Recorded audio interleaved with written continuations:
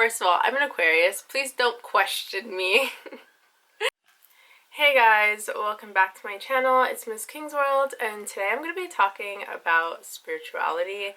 And if you click this video, you're probably curious about it and just what that looks like. And obviously it looks different to everyone, but I'll just talk about my experience. And yes, I'm on the floor because sometimes it's comfy down here.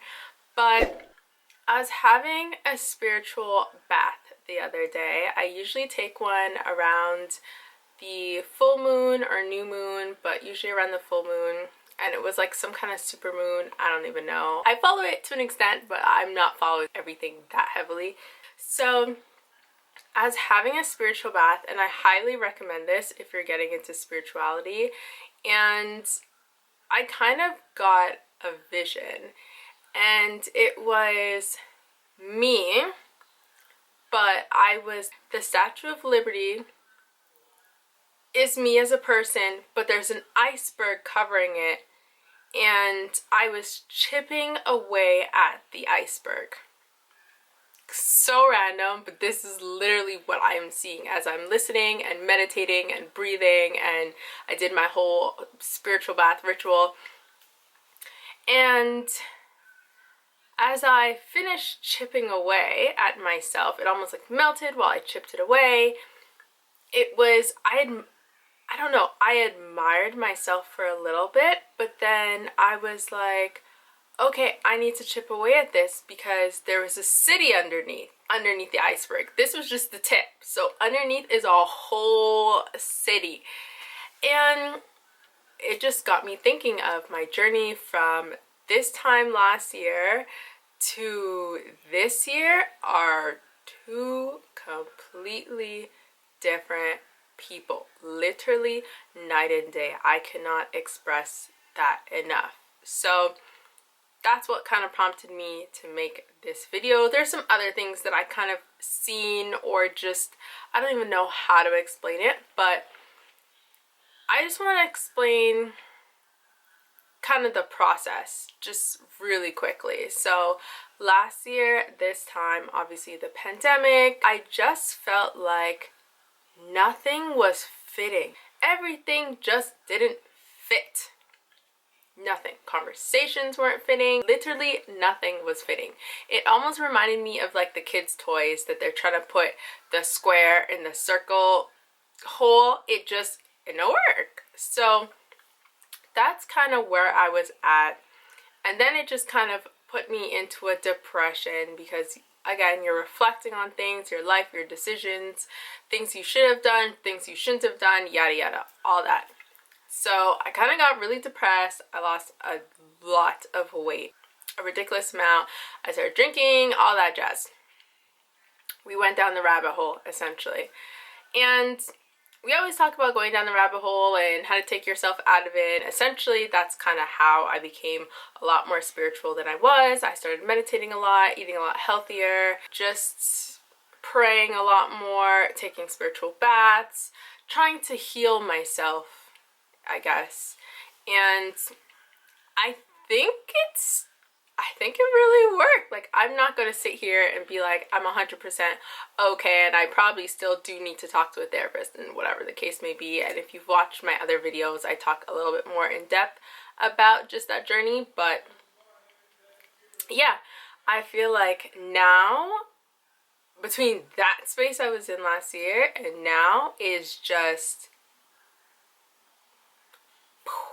so different. And I feel like I have finally hit that space in my spiritual journey where I can actually start to enjoy my journey. You know what I'm saying? And I think that's what that iceberg melting and becoming me and me admiring me, that's what that was. You have sculpted yourself. You have melted away the waste, the excessive stuff that didn't need to be there to an extent. You still have to deal with you and trying to chip that down and, you know, whatever, but you have sculpted yourself into what you want to be. Like, I actually have so much more of a clear vision and stuff, and now it's just about putting in the work. And I know I post a lot of pictures and stuff of quotes, and I get a lot of people that message me and they're like, girl, I feel you. I get it. Nothing just seems to work. And I always say to them, it's time to let go. If you're in that space where you're constantly numb or looking to numb yourself, or nothing's working for you, that's God's sign of telling you to move forward, move on. Why are you holding on to things that aren't really serving you and serving your purpose? Let it go. I'm just telling you from what I know. Obviously, everyone's journey is different, but when you feel like nothing is fitting, when you feel like nothing is working, when you feel like your life is just so mundane and just so depressing, you need to change, or else you're literally just, it's a definition of insanity. You're doing the same things and expecting different results. It's time for you to switch it up and to move forward and to try something new. And if you look at my life last year compared to this year, honey, there is no comparison. Just from everything I was doing, everything around me has made a complete 180. I was gonna say 360, but that's a circle. It's made a complete 180, and I can say that I am finally really happy. I'm not 100% there, but I'm just content. I forgive you. I am in a good space. I forgive. When I'm saying I forgive you, I forgive myself. I no longer hold on to whatever I was holding on to. I'm past that. I am trying to get to that place in my life where I'm truly content. But for now, I'm content with myself. And I think that's really important. And I think that's how you find happiness. So, I encourage you guys to take spiritual baths, take your mental health seriously, take your physical health seriously, take life seriously to an extent. To an extent. Don't go overboard, but don't be so caught up in, money and you have to do this, you have to do that, you gotta do this, you gotta hit this goal and that goal, and yeah, that's all good, but try to learn how to love yourself, really, is what I'm trying to say. And I've done a lot of practices from just going back to taking my time to lotion my body in the mirror and look at myself and say things to myself. I can feel my self-love, and self-care, honey.